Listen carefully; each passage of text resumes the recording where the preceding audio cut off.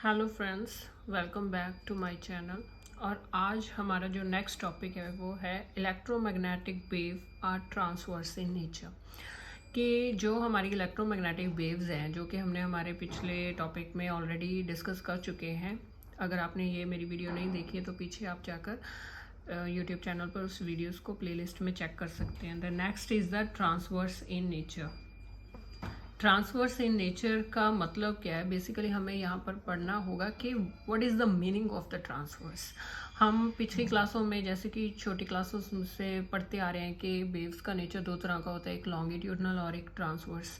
सो थोड़ा सा may be अगर आपको नहीं पता, अगर पता है तो बहुत अच्छी बात है, अगर नहीं पता तो हम थोड़ा सा उसके बारे में डिस्कस कर लेते हैं कि लॉन्गिट्यूडनल वेव कौन सी होती है और ट्रांसवर्स कौन सी होती है। क्योंकि जो हमारी इलेक्ट्रोमैग्नेटिक वेव्स है यह ट्रांसवर्स नेचर शो करती है। तो बेसिकली फर्स्ट हम देख लेते हैं कि इलेक्ट्रोमैग्नेटिक वेव्स में से जो लॉन्गिट्यूडनल और ट्रांसवर्स क्या है। अगर आपने देखा होगा, मान लीजिए मैं एग्जांपल के थ्रू समझा रही हूँ। ये इस तरह का स्प्रिंग है हमारे पास, सॉरी।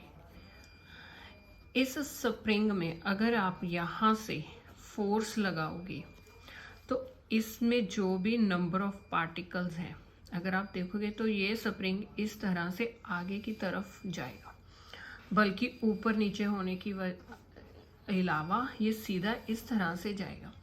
तो इसमें हम कह सकते हैं कि अगर आपकी वेव इस डायरेक्शन में मूव कर रही है तो इसमें मूव होने वाले जो पार्टिकल्स हैं, सेज यहाँ पर ये पार्टिकल्स हैं, तो ये भी अपना नेचर कौन सा शो करेंगे?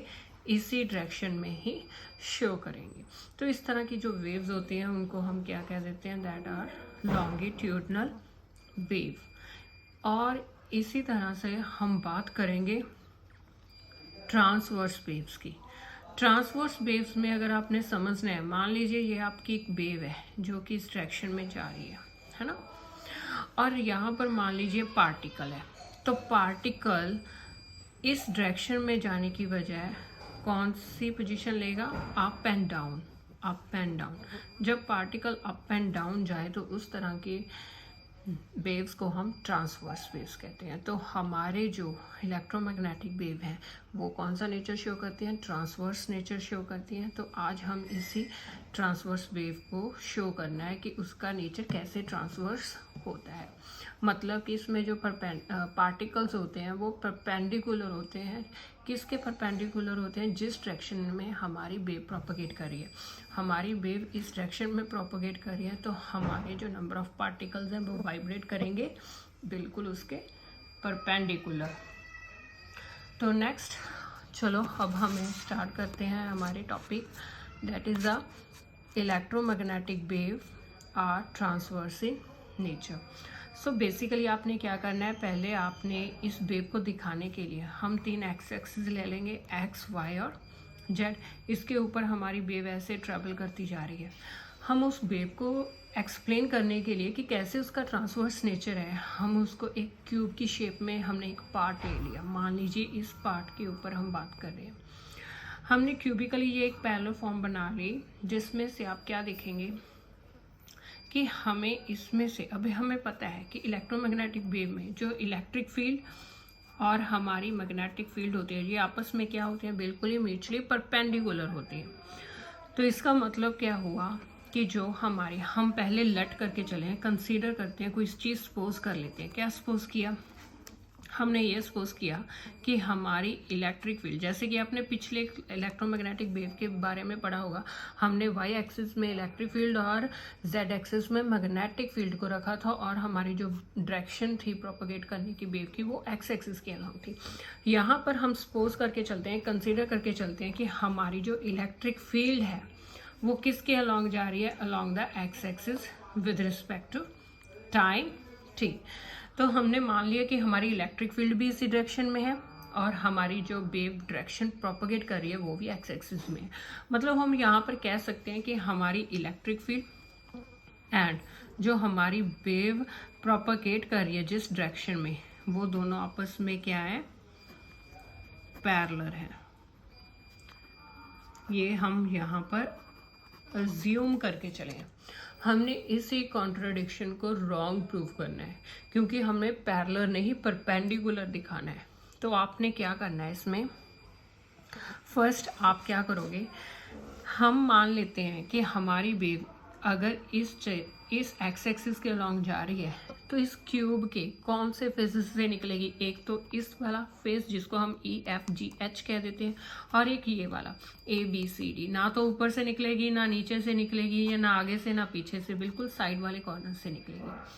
तो हम उन्हीं फेसेस को अगर हम अकॉर्डिंग टू गॉस लॉ लगाएं, तो उसमें हमने पढ़ा है कि किसी भी अनक्लोज्ड बॉडी में जो चार्ज होता है वो इक्वल टू कितना लेकर चलते हैं, 0।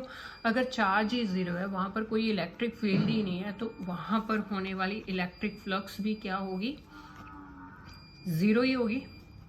तो इलेक्ट्रिक फ्लक्स को हम किस तरह से रिप्रेजेंट करते हैं, E into d s is equal to 0। E is the electric field, DS is the area, small area, say as like this. Okay, clear. तो अभी हम क्या करते हैं, हम चारों के चारों नहीं सॉरी 6 के 6 फेसेस ले लेते हैं। कौन कौन से, ABCD, EFGH, ABFE, DCGH, और आगे वाला EADH, और पीछे वाला FBCG। सभी के सभी फेसेस को ले लें। जैसे कि हम फर्स्ट कंसीडर कर लेते हैं ABCD, EDS इज प्लस, फिर EDS कौन सा फेज आ जाएगा, EFGH, फिर प्लस फेसेस EDS कौन सा लेंगे आप, नीचे वाला EABF, सिमिलरली आप कौन सा लेंगे, ऊपर वाला, जैसे कि DCGH। और सिमिलरली हमारे 6 फेसेस आए, चाहे आगे पीछे वाले और फ्रंट वाले, वो कौन से आएंगे, EADH, प्लस एक आ जाएगा कौन सा पीछे वाला, FBCG। इक्वल टू किसके बराबर ले लेना है हमने, इक्वल टू 0 के बराबर। अब हमें पता है कि हमारी जो वेव है वो कौन से 2 पार्ट्स में से निकल रही है, एक इसमें से और एक इसमें से, जो कि फर्स्ट 2 पार्ट्स हैं। तो हम इन दोनों को रखकर बाकी सारे क्या कर देंगे, हम मान लेंगे कि ये सब की वैल्यू क्या होगी है, 0 है, क्योंकि इसमें से तो कोई इलेक्ट्रिक फ्लक्स निकल ही नहीं रही है।